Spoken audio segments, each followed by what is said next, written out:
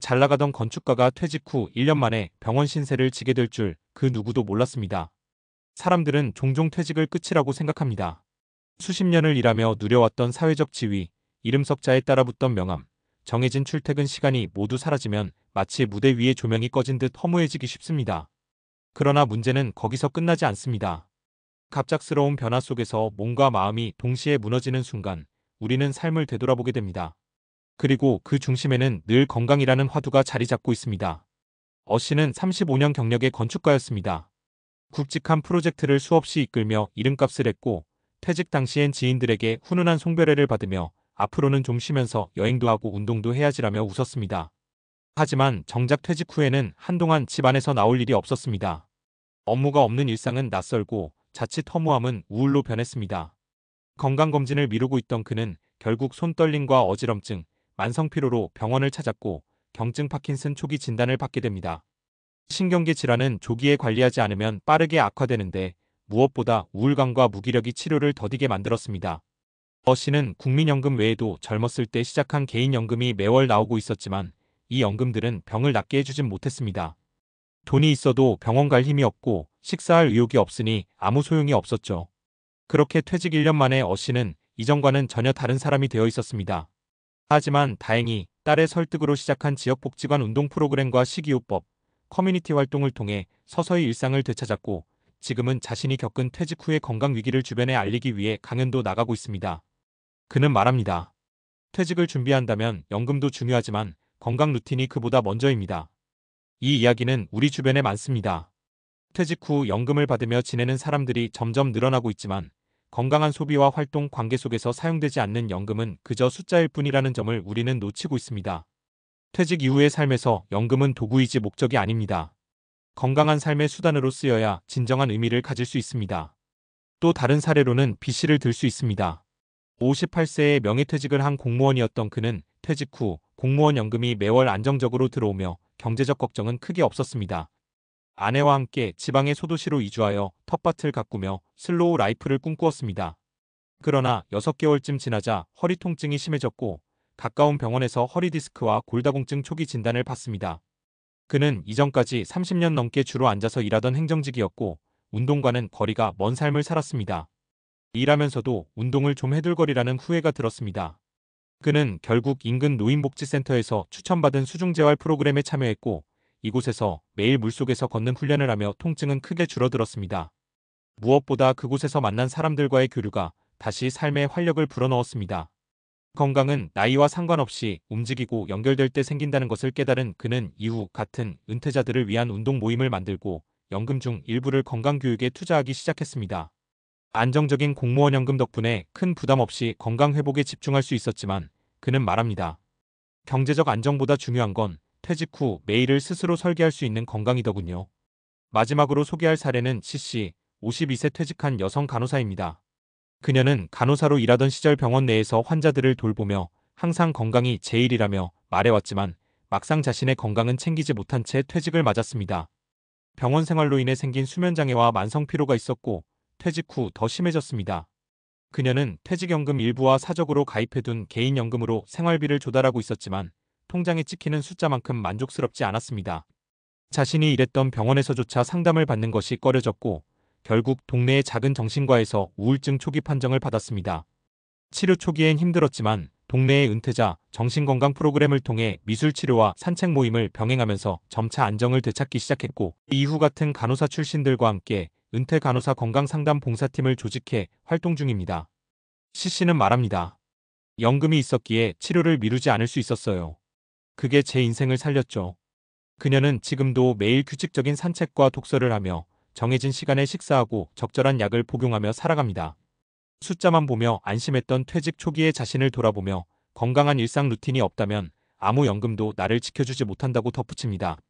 이처럼 세 사람의 이야기는 단순히 퇴직 후 건강관리하자는 교훈에 머무르지 않습니다.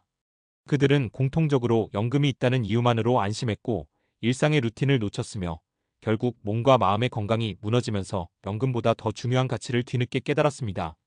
우리는 퇴직 이후의 삶을 종종 쉬는 삶으로 오해하지만 진짜 퇴직은 스스로 삶을 설계하고 건강을 지켜야 하는 시작입니다. 연금은 그 도구이고 그 도구가 잘 쓰이기 위해선 움직임, 연결, 균형 있는 식사, 정서적 안정, 건강검진, 일상 루틴 같은 기본이 필요합니다. 이제는 퇴직 준비라는 말을 연금 중심의 재무 설계에서 건강 중심의 삶 설계로 바꿔야 할 때입니다. 누구나 병원을 오가고 나서야 이 사실을 깨닫지 않기를, 누구나 건강할 때 지금이 가장 늦기 전에 시작할 수 있는 시점임을 기억하길 바랍니다. 이야기를 듣고 계신 여러분, 오늘 하루의 루틴은 어떤가요? 내일도, 그 다음 날도 건강을 위한 당신의 하루가 준비되어 있나요? 연금은 여러분을 지켜주지 않습니다. 여러분의 건강 루틴이 여러분을 지켜줍니다. 그렇다면 어떻게 건강 루틴을 만들고 유지할 수 있을까요? 많은 사람들이 건강을 말하지만 실제로 지속 가능한 건강 루틴을 만드는 일은 쉽지 않습니다. 특히 퇴직 이후에는 출퇴근이라는 외부 자극이 사라지면서 스스로 일상을 설계해야 하기 때문에 오히려 무계획이 가장 위험한 계획이 되기도 합니다. 우리 뇌는 규칙성과 반복성을 좋아합니다. 뇌과학 연구에 따르면 일정한 패턴을 반복하면 뇌는 이를 안전한 환경으로 인식하고 스트레스 반응을 낮추며 호르몬 균형도 보다 안정적으로 유지됩니다. 즉, 일정한 시간에 일어나고 식사하고 움직이고 쉬는 루틴을 만들수록 몸과 마음 모두 더 안정된 상태를 유지하게 됩니다. 그럼 어떤 루틴이 필요할까요? 첫째, 아침 루틴은 하루의 건강을 결정짓습니다. 많은 노년층이 퇴직 후 늦잠을 자고 아침을 거르는 경우가 많습니다. 그러나 우리 몸의 생체 시계 서카디안 리듬은 햇빛을 통해 리셋되고, 이 시계가 올바로 작동할 때 면역력과 호르몬 분비가 균형을 이룹니다.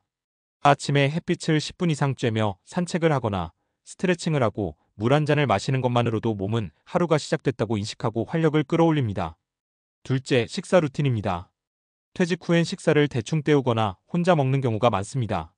그러나 건강을 지키는 식사는 무엇을 먹는가보다도 어떻게 먹는가가 더 중요할 때가 많습니다.